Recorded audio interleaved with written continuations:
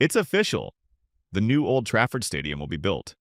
Manchester United has confirmed plans for a brand new stadium, and it's not just a facelift. We're talking about a massive redevelopment that could give the Camp Nou a run for its money, immersive fan experiences, and seats so close to the pitch that you'll feel like a team member of the Red Devils. The first renders of the new stadium have been released, and fans of the Red Devils can't stop talking about its possible final look.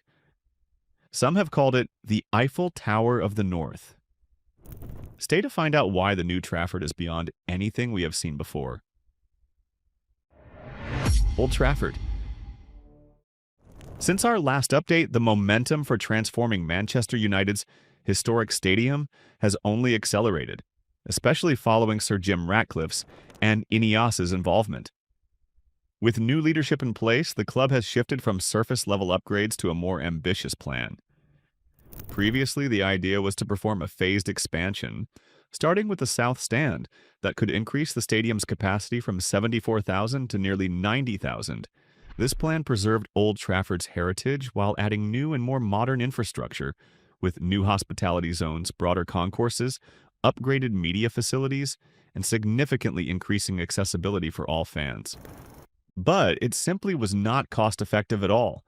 Just expanding the South Stand would cost between 800 million and 1 billion pounds.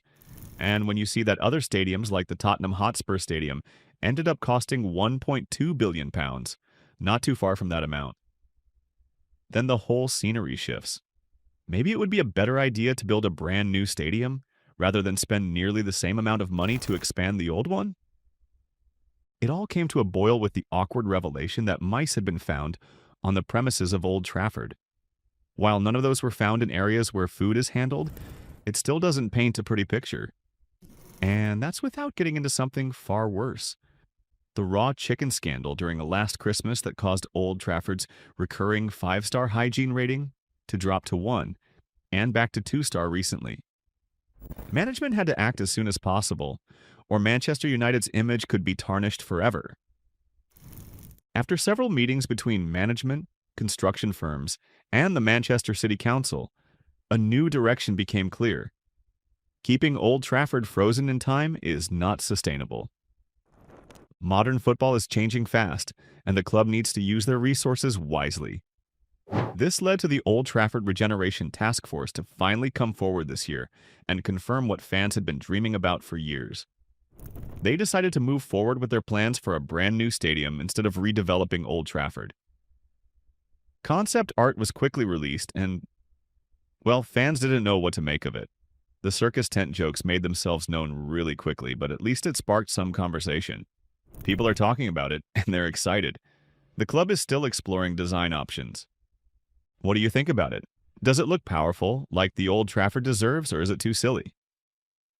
Let us know in the comments below. The new stadium. Now we get to the fun part. What's new on the new Trafford?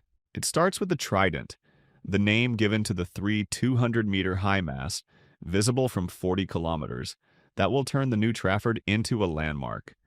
A global destination everyone will want to visit, and more so as the heart of the fastest-growing city in the United Kingdom.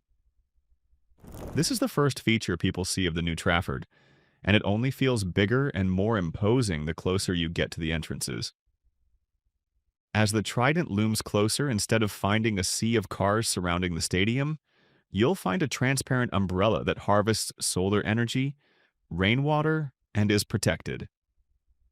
Foster Plus Partners claimed that this could easily be the largest public space in the world. It will be welcoming, open, and warm, the heart of a new neighborhood. At the end of the day, the story of a stadium starts and ends with the fans. Those who have always wanted to be closer to the action while the Red Devils are playing will have their prayers answered. We say this because the plans include building new VIP areas close enough to the pitch that they'll magnify the roar of cheering fans. With all of these impressive new features, and more of them surely to be announced in the near future, Manchester United fans wonder how much it will take to build a stadium from the ground up. The industry average is 10 years, but in a promotional video dropped on the official Manchester United YouTube channel, Lord Foster, the founder of Foster Plus Partners, stated they'll have the construction time and have the new ground fully ready by 2030. But how? In the same video, Lord Foster revealed his secret, game-changing strategy to achieve this insane timeline. It's called pre-fabrication. By using the network of the Manchester Ship Canal, bringing it back to a new life, shipping 160 components and using them as part of the stadium. They'll also rebuild the Old Trafford station to better connect it with public transport, making the stadium more accessible and walkable. But just in case things don't go perfectly, and let's face it, they rarely do, the club has already floated 2032 as a more realistic fallback date. Even this is a quick turnaround for what's going to be among the few 100,000 seaters on the planet. Timeline and funding. The good news? Barring any major surprises, United likely won't have to leave Old Trafford during construction, so fans can still chant from the Stretford end while the new era slowly rises just around the corner. Still, those lofty promises of 90,000 jobs and £7 billion in yearly economic boost come with complications. 3 massive freight terminals near Old Trafford remain a logistical nightmare for the project's expansion. It's not just a stadium we're talking about anymore. It's an entire city district on the verge of transformation, if the right pieces can fall into place. And there's an even bigger issue at play. A new stadium that big is a huge undertaking. Only 11 stadiums in the world have 100,000 or more seats, which has cast doubts on whether the Red Devils can really muster enough money to fund the creation of a whole new stadium. The true cost of the project is believed to be much higher than the advertised £1.2 billion, with estimates placing it closer to the £2 billion mark. And then there's the issue of the government refusing to use public funding to help finance the stadium. On this, Secretary of State for Culture, Media and Sport, Lisa Nandy, told reporters that Manchester United have to make their own plans and satisfy their own investors. What we have to do as a government is maximize the benefits of projects like these for the communities that they serve. No taxpayer pounds will go toward bricks and seats, just roads, homes, and transport links. While this is not reassuring, let's not forget who's now steering the ship. Sir Jim Ratcliffe. As one of the UK's richest men and the new driving force behind Manchester United's future, Ratcliffe brings a different kind of leadership. We're talking about a man who knows how to strike deals, negotiate with global brands, so with his influence, United is far more likely to land major naming rights deals or high-profile sponsorships that could bring in hundreds of millions to fund construction. With him at the helm, New Trafford sounds more plausible than ever. But, of course, many Manchester United fans are skeptical and believe that Ratcliffe will increase prices for tickets, food, and other items. This would directly impact their most loyal fans. And sure thing, the government won't be funding the endeavor directly, but at least they'll be helping out in their own way. They've already designed a team to help modernize the area around Manchester United's new stadium once it's built, and that's actually great. Why? Well, simple. No world-class stadium worth their money will be surrounded by run-down roads, outdated transport links, and neglected buildings. It's just not the fan experience that the public and the Manchester United club deserve.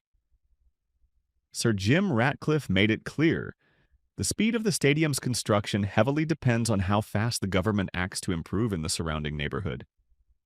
That means better public transport to get fans in and out smoothly, upgraded infrastructure to handle larger crowds, and new shops, restaurants, and public spaces to turn match day into a full-day experience. At this point, the whole new stadium effort isn't just about football. Regenerating the area can boost the local economy, create jobs, and make the community feel proud of what's in their backyard. The new Trafford Stadium might turn into the heart of a thriving new district, but none of that can happen without government support.